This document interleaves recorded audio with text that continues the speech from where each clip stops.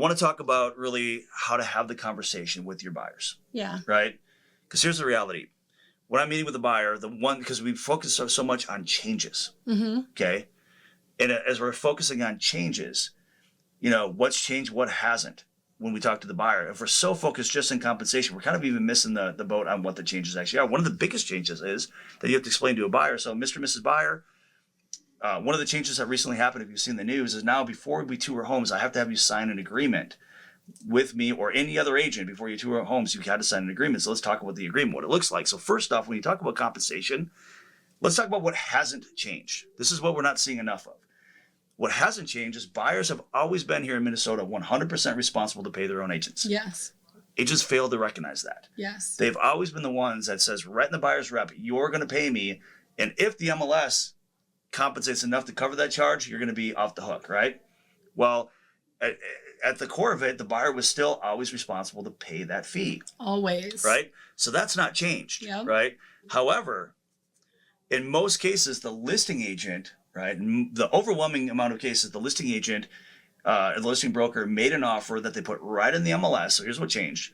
They put an offer right in the MLS that would say, here's what the compensation is. In most cases, it was enough to cover the entirety of that buyer's rep, or enough that the buyer's agent would just go, yeah, I'm not going to go after the rest, right?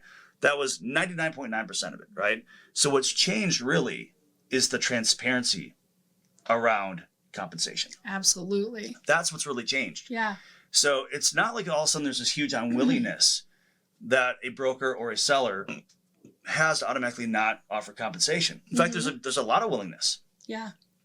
I think that's what's really taken off, these forces, these powers that be is, I thought sellers would automatically say, I don't have to pay no more. A lot of sellers understand the value, especially in the first-time home buyer market, of offering that, so the more people will see their house, right? Yeah. Now, that being said, what's really changed? The transparency around it.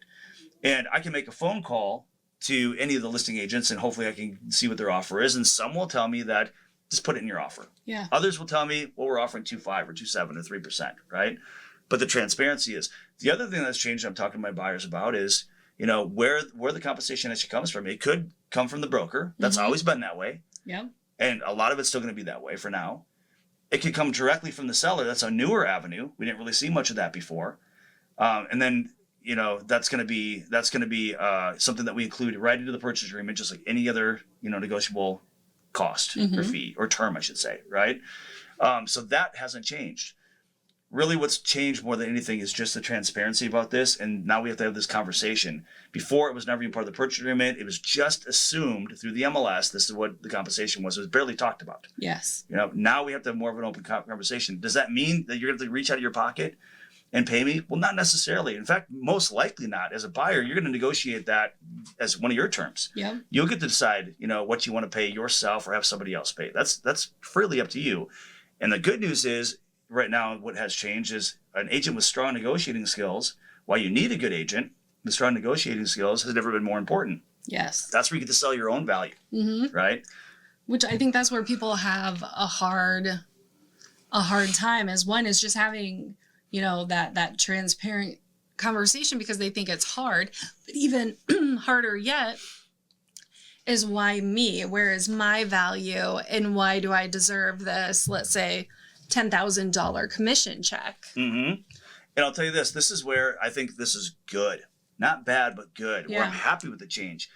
Because of the I would say apathy towards even explaining buyer's agent comp. It was just a given. Nobody had to earn it. Yeah. If you brought a buyer and you closed the deal, you got paid whatever it was. You didn't have to earn it. If it was a 2.7, you just had to show up and close it, right? Yep. Now we all feel kind of more pressure to provide more value. And that type of pressure is going to grow better agents. Yeah. That's where I think that there's actually a great piece for the consumer in this. So this is where I say, I don't think this lawsuit's all bad. Yeah. It's not all good, but it's definitely not all bad. Yep. I think it's going to produce better agents that have more value, that can articulate their value better. Yeah. And for a lot of people that have no value, they're probably not going to be in the business long. Yeah. So the end consumer does benefit from this. That's the good news. Yeah. The hard thing is, and guess what? Nobody grows unless things become hard. There's no innovation without need. Yeah. Right? And need hurts. Like, need doesn't feel good. So now you've got to grow. You got to change. Yeah. Right?